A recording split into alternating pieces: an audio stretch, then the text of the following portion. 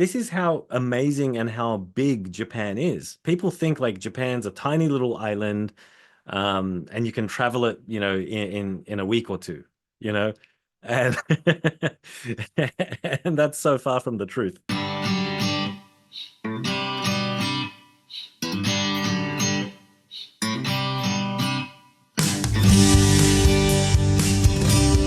John, thanks for joining.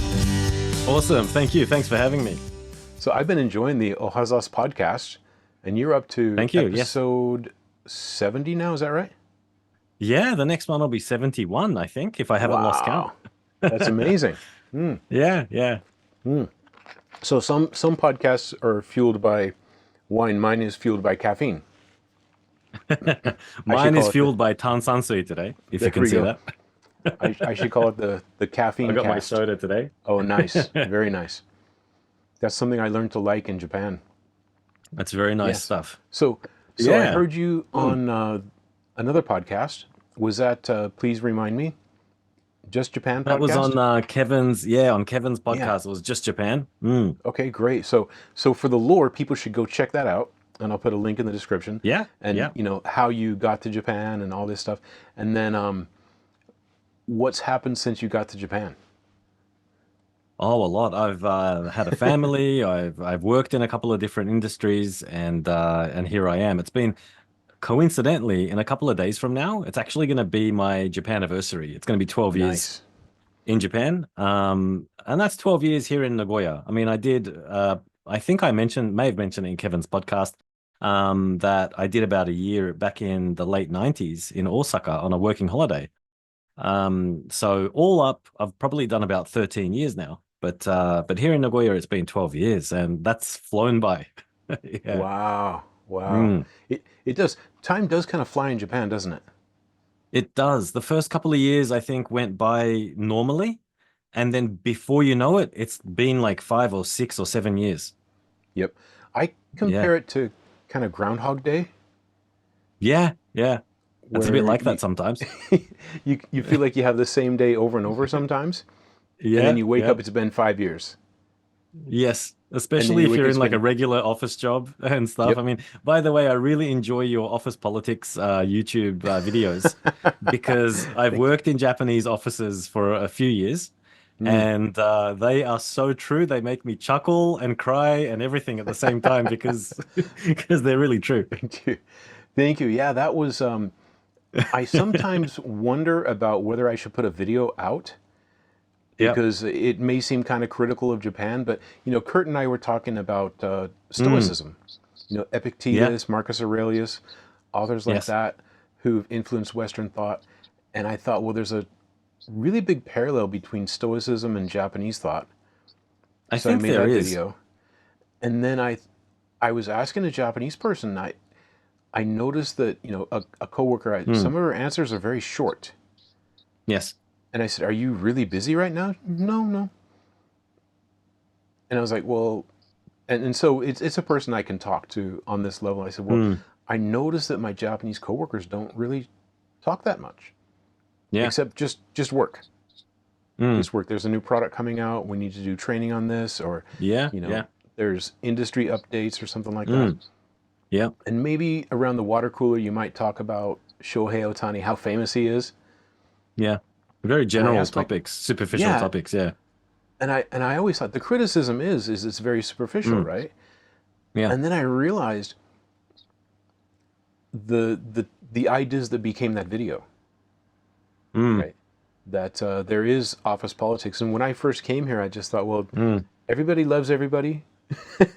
Yeah, Everybody's yeah, friends. It looks and, like it. Yeah, it's very harmonious. Yeah, everyone. Yeah, There's a lot of harmony, and there's a lot of. There's not much conflict, visible conflict. visible. Yeah.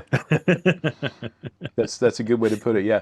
So Yes. that's what gave rise to that video. Is like, okay, Yeah. so all the mistakes I made in the past working in an office in Japan, how can I distill that into a video?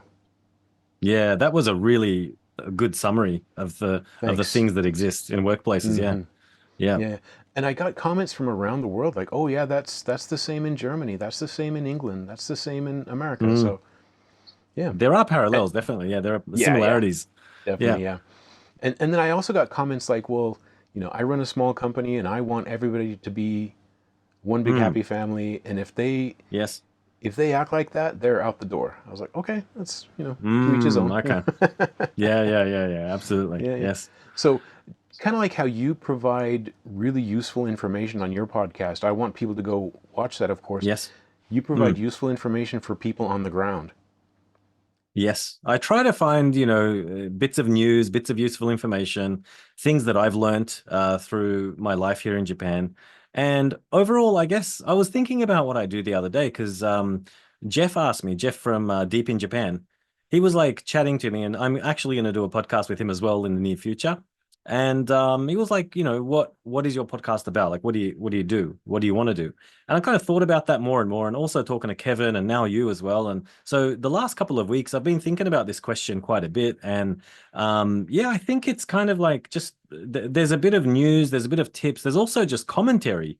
I think um, people want to know what people think about these sort of trending issues in Japan and the news in Japan. So I and I thought stuff like that is extremely useful, especially if you're planning to seriously sort of go to Japan. It's extremely useful stuff. So yeah, I love talking about this kind of thing and observations and stories. It's It's the awesome. greatest, Yeah. yeah.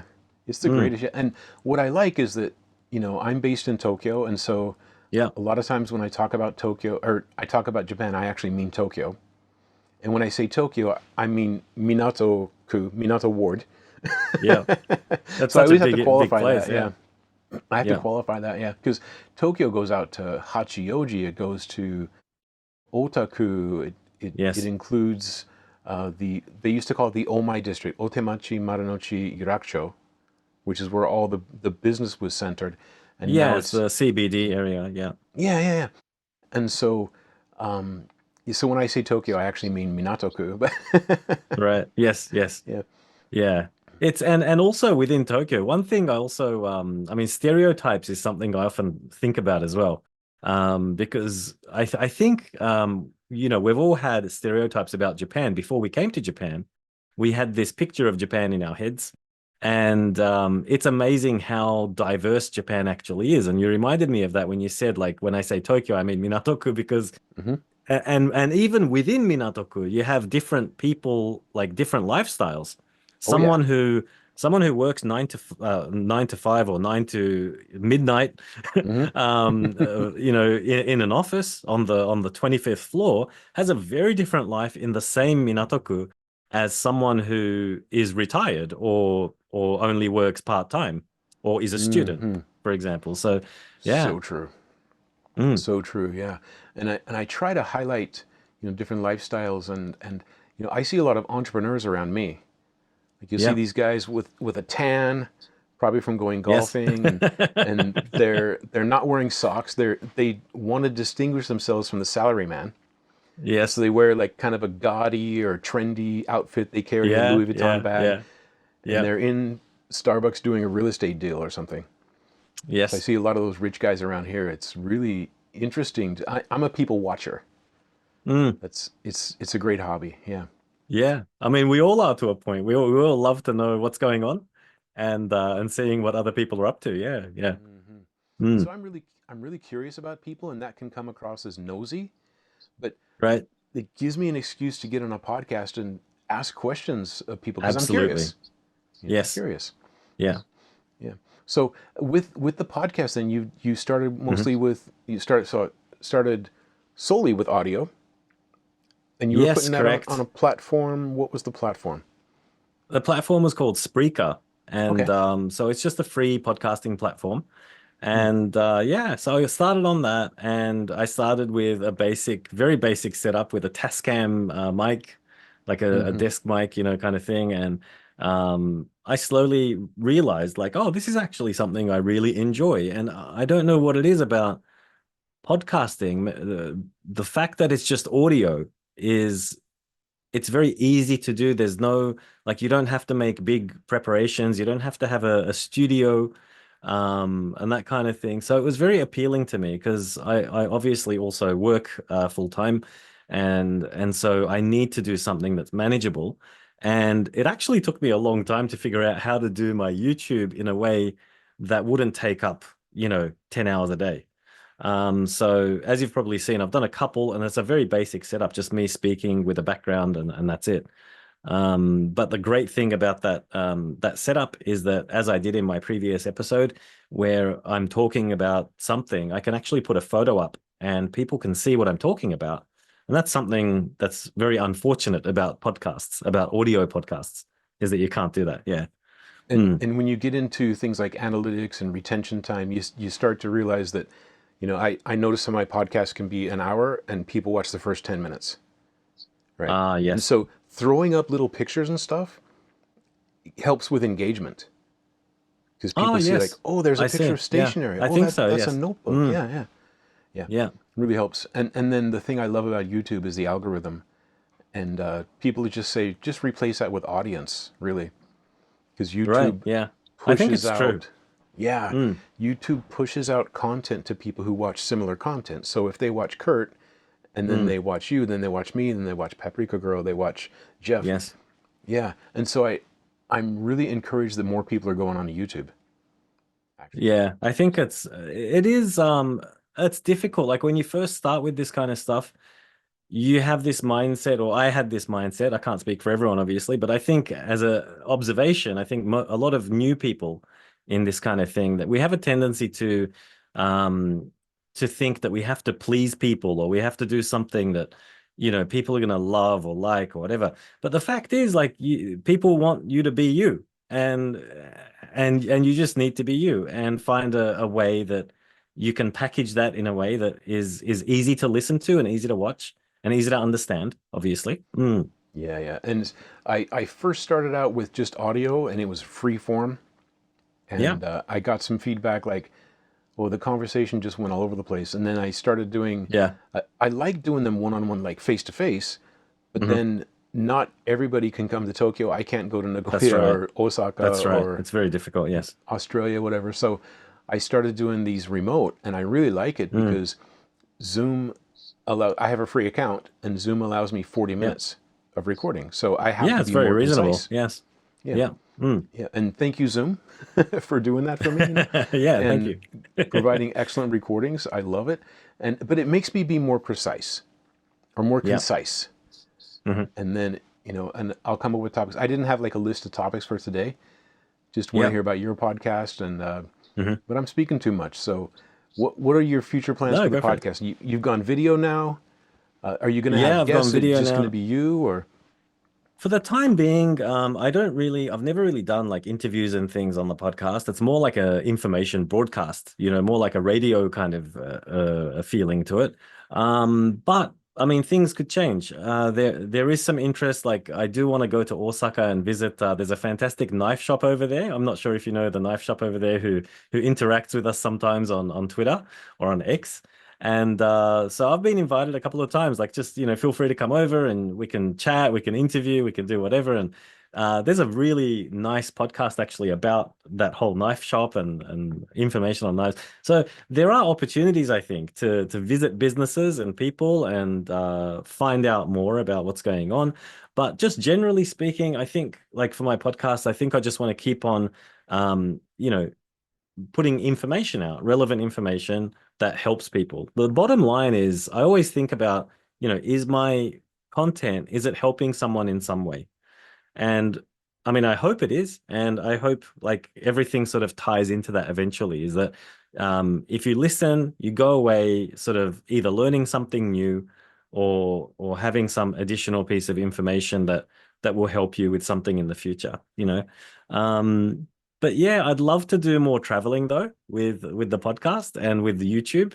I'd love to travel to Tokyo. Like, for example, if I were to go visit you in Tokyo, we could do an interview or something, a Yeah. face-to-face interview in a park or Mhm. something. Yeah. Or just Um, like walk around Tokyo and yeah, talk walk about around stuff. Yeah. Tokyo. Yeah, talk about stuff, compare our observations. Oh, in Nagoya, I've noticed this. What's it like in Tokyo?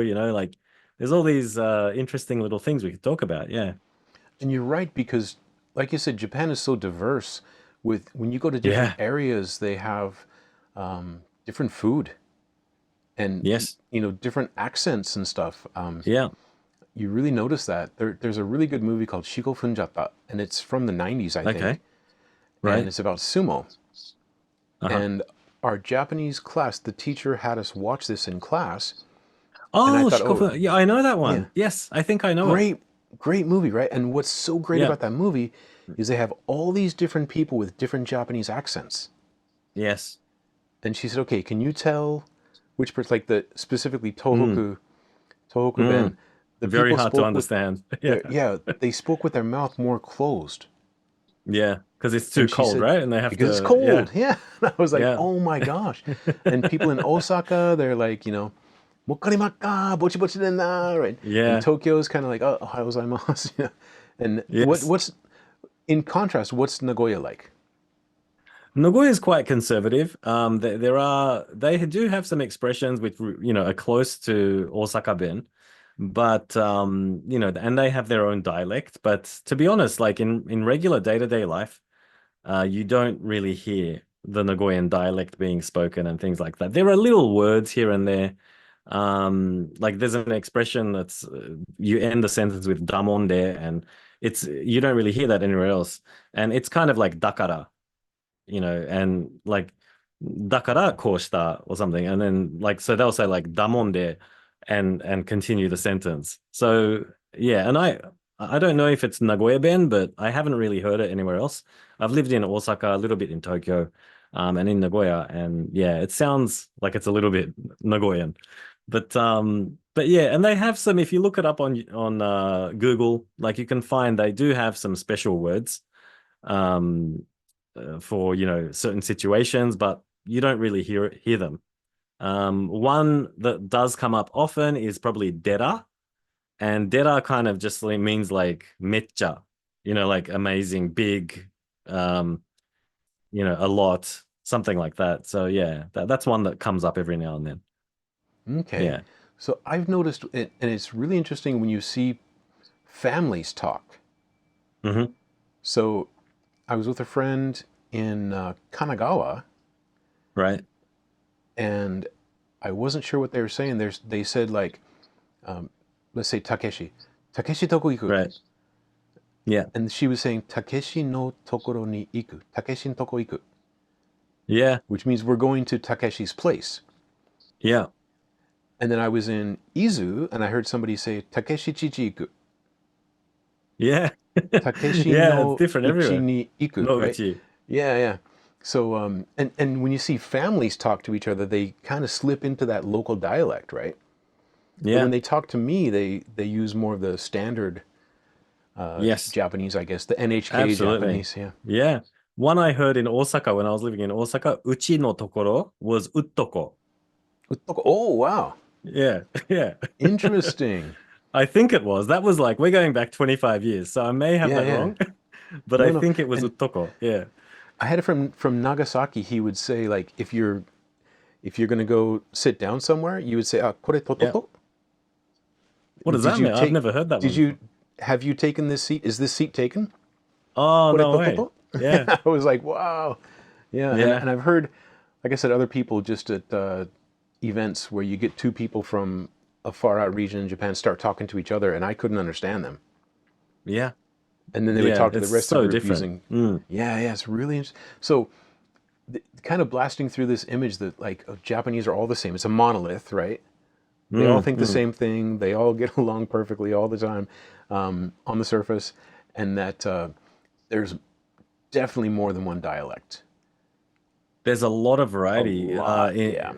linguistic variety. There's variety in appearance. Like sometimes you see Japanese people who don't look very Japanese, and you realize like, hey, there's diversity is everywhere. It's a part of life. It's a part of humanity. Like yeah, it exists everywhere. It's just that you have these stereotypes in your mind before you come, and yeah, when you live here for a while, you go, oh wow, like yeah, Yeah. it's there's a lot of variety everywhere in life. Yeah. Yep. Yep. And I think a lot of this comes from reading books that were written a long time ago. Yeah, yeah, that's Right. right. I read a book Mm, about a guy who came to study karate, and his sensei would hide around the corner and surprise him and say, right. like, you always have to be ready. Is like, That's never happened to me in It's Japan. like have you seen the old Pink Panther movies? Oh yeah, love them. Great Reminds me stuff. of, yeah, Peter Sellers with his employee Kato, who always Mm. tries to surprise him. And did you ever watch Friends? Ross from Yeah, Friends? a little bit. Yeah, I was more of a Seinfeld person, but yeah, I used to watch Friends every now and then.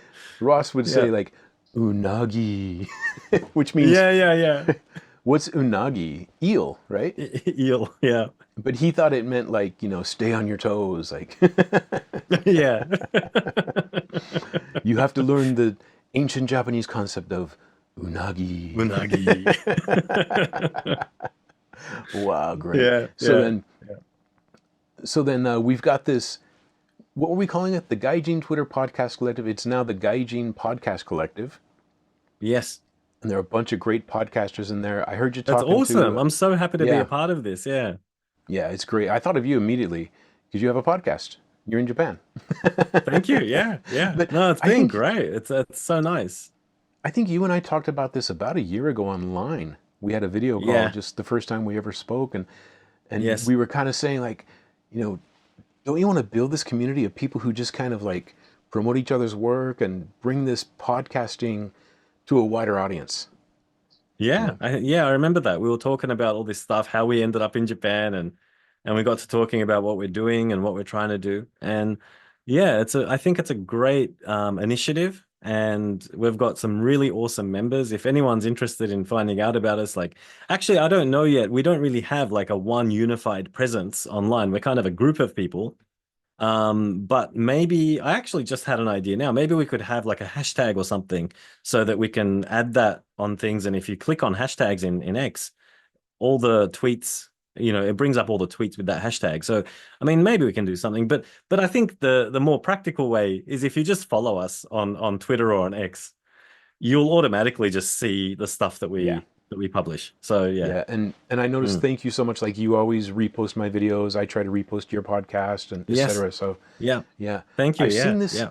I've seen this work with Joe Rogan talks about the comedy scene where it used to be everybody was trying to get a comedy show, and so Right. they were up on stage. They're doing their act, and they're always trying to compete. They're looking where's the agent in the audience, where's the AR Yeah. person, right? And they Mm. were. It was really competitive, Yeah. but then I think the concept was instead of getting a bigger piece of the pie, the Mm. concept is expand the pie, make a bigger Yes. pie, right? Yeah, So that's true. That's a good one. Yeah, because there's room for all these podcasts, people put them absolutely.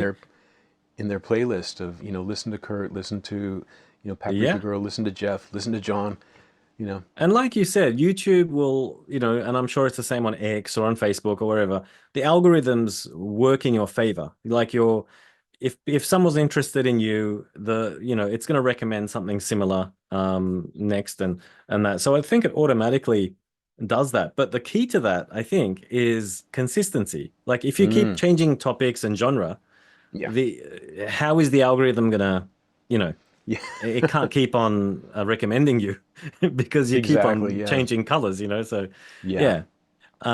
So yeah, but I think it works well overall, and you just have to keep on doing it. Like anything else, it takes time, and it's a mm, slow build up rather than, I think a lot of people think you have to have a viral video, like every single mm, video has to be a viral video, mm, and that's obviously not going to happen, yep, unless you're like one of the viral video masters. yeah, yeah, But in our cases, I think it's a case of slowly building up an audience and having a loyal audience mm, and people who are genuinely interested. And this is something that came up yesterday. I was talking to a friend of mine about how I feel like, again, this is very subjective and I have no data to back it up. okay, But and maybe I'm projecting, maybe it's what I feel.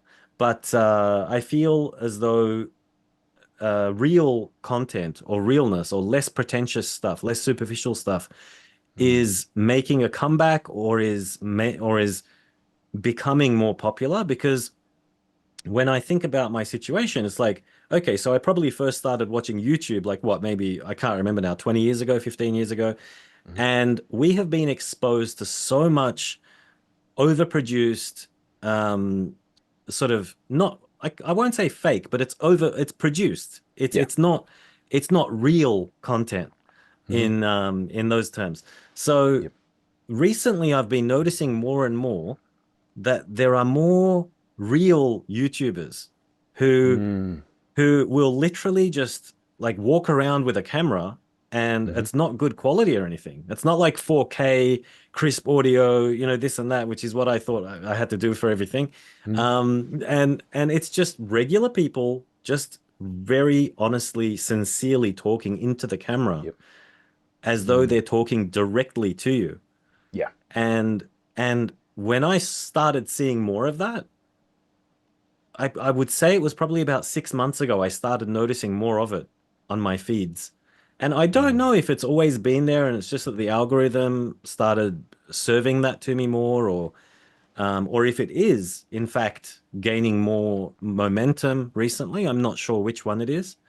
But after talking to you guys and just having a look on my feeds, it does feel that people are wanting more of that. Mm. I mean, what do you think? What are your thoughts on that? Do you I do you think you're feel something like right. that? Yeah, I think you're right. I Hmm. see a lot of overproduced, and I've admitted before I got really focused on YouTube a couple years ago because I heard Mr. Beast Right. on Joe Rogan's Yes. podcast. Yeah. And then I did a couple videos where you know, I'm in Japan and I don't have a big $1 million budget, right? So I Mm. can't do like Squid Game or something. But I thought, what is Yeah. unique about Japan? Yeah. Well, we have the world's shortest escalator. And I thought, Yeah. like, I can just be like totally subvert expectations and to have this massive buildup. And Yeah. then this escalator takes like 2 seconds to go up, right? And at the end, I Yeah. showed it, right? And people like, Yeah. oh my gosh, that was so funny, right? And I did the fastest elevator in Japan. Yeah. Didn't do the research. I got there and realized that the elevator's on the inside of the building. Hmm.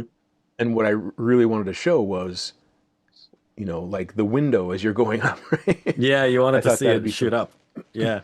And so I did that, showed some, part of Hmm. Yokohama and stuff, and did those two videos in one day. And I put all this time into editing, Yeah. and those Mm. videos got like 100 views.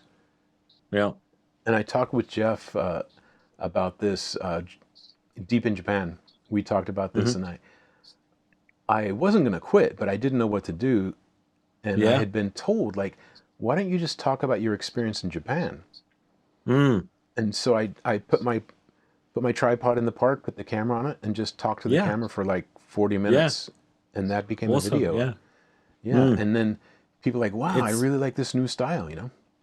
Yeah. People really are craving, like they want to know more about people. And I think that's a natural thing with us Mm. humans is that we crave that. We need that as social Mm. beings. And as time goes on, we're becoming more and more sort of isolated and we can get by without talking to anyone because we have our phones and everything's online and Hmm. you don't really have to interact with people as much as you did in the True. past. But I think that human need, because our DNA hasn't changed, we're the same Hmm. Hmm. you know so I believe we still have those social needs, um and so people are perhaps maybe subconsciously they are seeking out, how do I get more of that? And I Mm. think that type of content on YouTube or wherever, it kind of fills in a bit of that gap, Yep. where you can get your social fix, and you're learning about someone or something. Mm. Um, yeah. And one thing before I forget, Mm. I was about to forget it right now. When you mentioned escalators, that's Mm. actually how we started talking on X or on Twitter. Ah, I really? think if you go back to our initial DMs, Wow. I think Hmm. I might be wrong, but it's around that time. I found a very short escalator in Nagoya in Mm. Sakae Station, and it's only about 4 steps high. And I took a photo or a video of it and I Hmm. posted it to X. And you commented that there's a shorter one in Yokohama or something like Ah, that. And I was like, okay. no way. Yeah. So see, these videos Yeah. are actually serving a purpose. They're connecting me to other people, Absolutely. and Absolutely. that's what It's I the most really want. random things. It's sometimes the most Yep. random things that connect people, you know. Mm-hmm. And speaking of escalators, Mm. there's a really big Nagoya X account, and they post little bits of trivia about Nagoya, new restaurants, new bars, and things like that. And they actually posted about an escalator, which I had no idea about. It's Mm. in the Meitetsu department store at Nagoya Station. And Ah, as soon as I get a chance, I want to visit it for myself and take a photo. Apparently, it's one of the only escalators, not just in Japan, but in the world, where the handrail, do you know how, like, you know how the handrail usually comes down and it yeah, loops they go. back and under? Yeah. This handrail goes vertically down into the ground. And it doesn't, it obviously has to loop back somewhere, Mm-hmm. but the part where it loops back is underground. It's not visible. Mm. So you just see the handrail diving down directly, vertically into the ground. Mm. That's hilarious. That's Yeah. hilarious. Yeah. There's another one in Yokohama, and there are several now. Like I think there's one in Dubai, the Right. spiral escalator. Yeah. I remember. Yeah. That came up as well. Yeah. Really cool. Yeah. Amazing Like engineering. Yeah. yeah, Mm. Japan has amazing escalators and elevators. Yeah. Definitely. Yeah. Anything that involves engineering, Mm. it's the place to be. Yeah. Absolutely. Absolutely. Yeah. And for amazing food. That's Yeah. like that's what I like about following you on X, and I'll put your account and in the show notes and everything. But I get different views of Japan that I wouldn't normally get because I've been here 20 Mm. years. I think I've seen everything, and I definitely haven't. Just Yeah. kind of There's so scratching the much out there. surface. Yeah. Yeah, just kind of maybe the tip of the iceberg, right? Mm. So when I see something about, I'd forgotten about stationery. Yeah. Japanese love stationery. That's a massive, massive topic. Yeah, yeah. You could Yeah. do, a whole series about Japanese stationery, and then the Mm. the stationery shops, the little stamps they sell, right? You can put Yes. like the rabbit stamp or the the panda Yeah. stamp on your. You do something in your diary, you finish a task, you can, stamp it with whatever you like. Hmm. There's a lot It's of stuff great, like that. great. Yeah. Yeah. Another thing I love talking about on my podcast is when I do Mm. travel and do something new, I'll share my experience and say stuff about that new place that I've been to, or because for example, yesterday I went to a beautiful place it's in Gifu Prefecture. Mm. And it's only about 1.5 or 2 hours from Nagoya by car. Absolutely pristine, beautiful area. It's called Enna Gorge. And have you heard of it by any chance? Only this morning on X Okay. from you. Yeah. Yeah. Yeah. There you go. Like that. This is how amazing and how big Japan is. People think like Japan's a tiny little island, and you can travel it, in a week or two, you know, and and that's so far from the truth, as I'm sure you True, know. true. And there's this place, Enna. Like I've been in Nagoya for 12 years, and it was my first time to Enna Gorge, and it's breathtaking. It's absolutely breathtaking.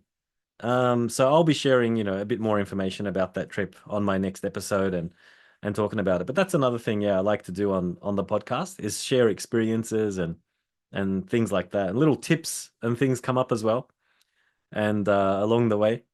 And like you actually, I one thing I really I felt kind of touched when I heard you mention that doing this podcasting and YouTubing will allow you to leave a legacy, to leave something to your daughter and your family. I also have a daughter, and so I felt the same with that. I was like, I do think about that. Like, when I'm making something or saying something, I would like at some point down the track for my daughter to be able to look through and say, "Oh, this is what dad did and what he was thinking," and all that Yep. kind of stuff. So Yeah. that's It something really that helps me. I never used to think about. It really helps me keep in touch with my family. So Mm, as soon as I publish a yeah, video, I put it on X. I post it in the family group. On yeah, we do iMessage together, and right. I post it there, and then I get comments, and my mom is like, Yeah, that's awesome. wow, it's great to know what my baby son is up to. I'm the baby of the family. Right. It's amazing. Yes. Yeah. It's Yeah. amazing. And Yeah. and I learned that from Sean Cannell. He's a YouTube educator. I'll put a link downstairs Okay. to Sean Yeah. Cannell. He started out in doing videos for his church, I see. Okay. and then he learned how to make videos, Right. and then he did a camera review that still gets views like a couple years later. Wow. Yeah. And Yeah. then he's at one point he hit a low point. I think his wife was ill. He said, Right. "Wow, I got to really do something here." So he went like full blast into YouTube, making YouTube content. Now he's got a company. He employs Oh, people. wow. But he Wow. said one day, he's like, you know what? If I were to go today, which is a possibility, anytime you step out the front door, and I like that Kurt brings this up too. Am I ready to die? Yes, that's a really good topic. I watch his videos when I can, almost every day recently, and it's very important stuff to be aware of. Yeah. It is, yeah. And when I had my will notarized a couple weeks ago, I thought like, okay, yeah, I don't want to go, but if I do, then my family's taken care of now. And then, Yeah. but Sean Cannell was saying, if I were to go today, I don't want to, but if I were, my son could watch the last 10 years of my life and know everything that I think about business, about life, That's true. about God, about everything. That's true. So, It's an amazing tool that we didn't have at our fingertips before. yeah. Yeah. And YouTube hosts it for free. So, Yeah, it's pretty and incredible then stuff. Yeah. pushes it out to more people. I see, when you get really deep in the analytics, and we got like 30 seconds to go. When you get deep in the analytics, we'll talk about that okay. next time. Yep. Yeah. But hey, it's been great having you on. I could go. Likewise. Thanks You're for having so me. easy to talk to. We could go for hours. But We could do better a wrap part it up. two. Let's do a part Okay. two one day. We should do. Okay. Hey, thanks a lot. All right. I know it Thank ended you, abruptly, Tracy. but thanks a million. Thank you. See you next time. Sorry, folks, that ended a little bit abruptly. John is so easy to talk to. The time just flies by. I think it just kind of speaks to the need that people have for human interaction, and kind of finding your tribe, finding the people you really get along with. I noticed on Twitter, some people complain like, "Oh, it's so crazy, it's so toxic, it's so political," but you can curate your feed. I started doing that about a year ago, and I just started following other people who talk about Japan, who live in Japan, people who have podcasts, people who have, YouTube or other social channels here, and it's a pleasant experience for me. And I was able to find and kind of be there at the beginning of the Gaijin Podcast Collective, a really interesting collection of people in a great community that's very supportive.